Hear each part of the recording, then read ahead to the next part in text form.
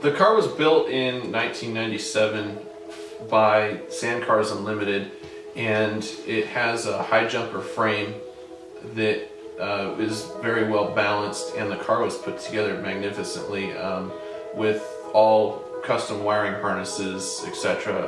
Has the big motor, the 2180 motor, and the transmission is bulletproof as well. Growing up, we always had gone camping off-road with motorcycles and quads and stuff, and always had the passion to get into dune buggies, but never got there. And it was always a dream to have one, and when I finally got the money to be able to purchase one, I jumped on the opportunity, and Kurt and I went partners on it. Brian was looking on Craigslist one night at a night class, so he showed me the car, and I was like, alright, we can do that, maybe. I knew he'd been looking for a while, but I didn't realize it was more than just looking. We'd always had bikes, like he said, but I never really thought about the buggies. I know the Jeeps are fun, and he found a Volkswagen, and I was like, a Volkswagen? I really was the driving force and really had to encourage him that he would fit in the car, and that we were going to make adjustments so that everybody could drive it and everybody could have fun with it. That was one of my goals of getting the vehicle, was for everybody to enjoy it. So one of the first things we did after we picked it up, went around the corner, Brian called Grandpa Don and said, hey, we're right around the corner, can we stop by? Didn't tell him anything. So we showed up, stopped like right at the top of his driveway, unloaded the car, got in it. I think that was the first time I drove it. Right? Yeah. And then drove it down his driveway, and turned out he had a Jaguar meeting that night. So he said, oh, just leave it here. Have people come over. So I called my dad, he was on his way. We called Uncle Ken and Colin, they were coming.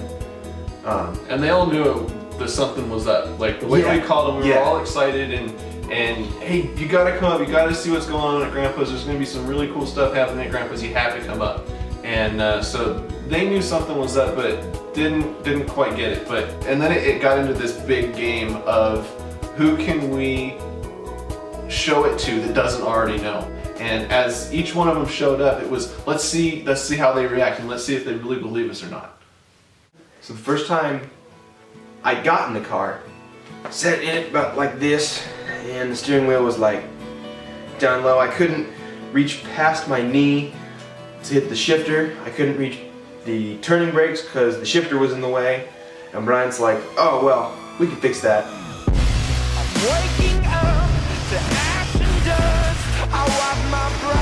Oh, and the roll bar was here. So we got home. Brian had a Sawzall in his hand, but he cuts Lamborghinis apart, so we just let him go.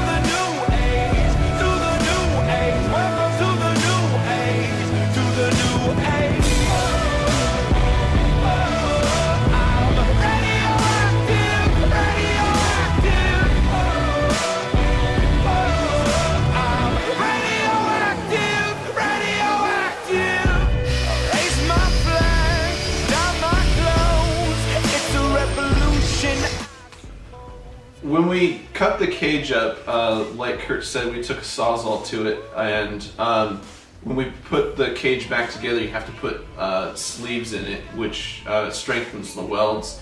And in order to get those sleeves in, to hold them, we had to weld a little rod into them to be able to slide them in and out, so that the sleeve would stay in the right spot, and we could weld it back together.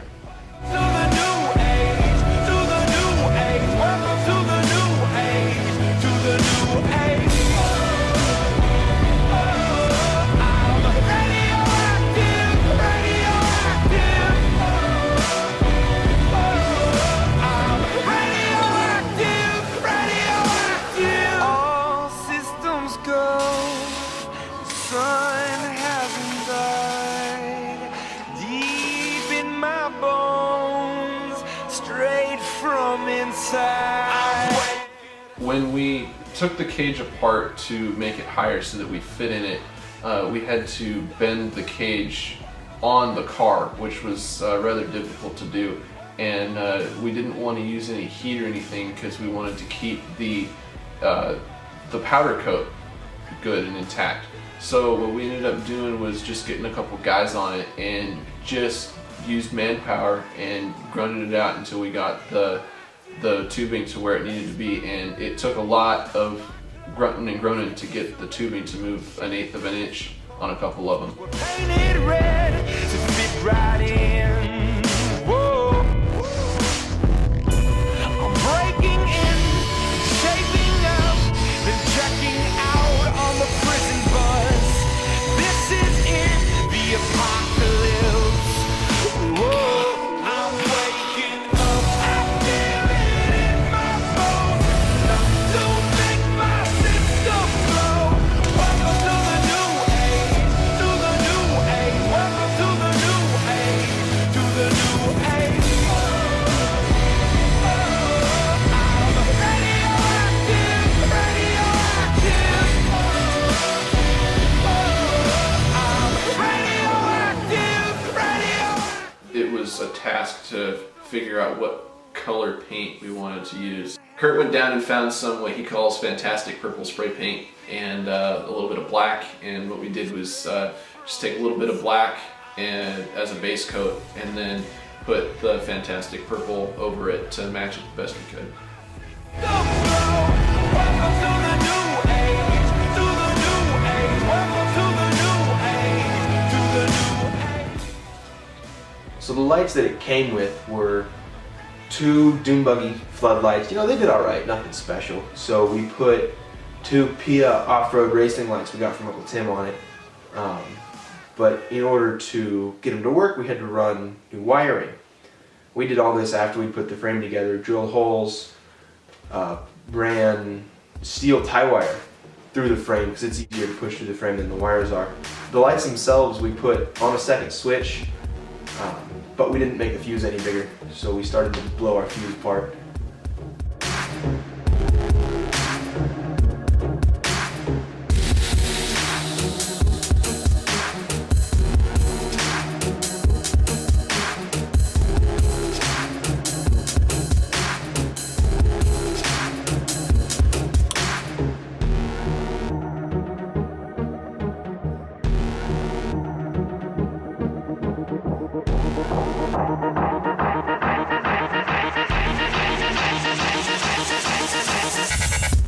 The O ship bar was something that we had on a previous car and worked out really well. It's basically a handle for the passenger to hold on to so that their hands don't go flying around when you're cruising around the dunes and whatnot. But I basically made one from scratch out of the extra tubing that we had laying around, and just made a clamp and welded it together and bolted it onto the car, and it's adjustable so it fits anybody who wants to get in the car. After a long weekend at Glamis and putting a quart of oil in the car every half an hour to 45 minutes, we realized that maybe it was time to figure out what the problem was and to tear the motor apart. So when we got it home, we cleaned it up real good and realized that it was leaking from the where the cylinders and the head come together. So one night after school, I just decided to tear it apart and see what was going on, and found out that there was a lot of oil in number 1 and number 3 cylinder. And by a lot of oil, I mean it was a good 1/4 inch of oil sitting in the cylinders that wasn't supposed to be there.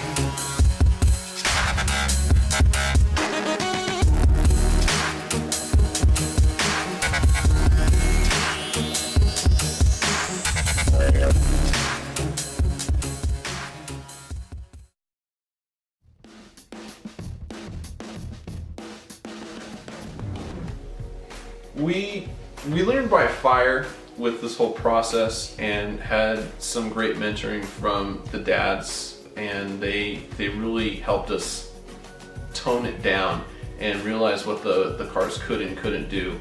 And it's been an interesting experience for both of us, but we are really looking forward to moving up, not only in our experience but in our cars, and are aspiring to eventually play with the big boys someday.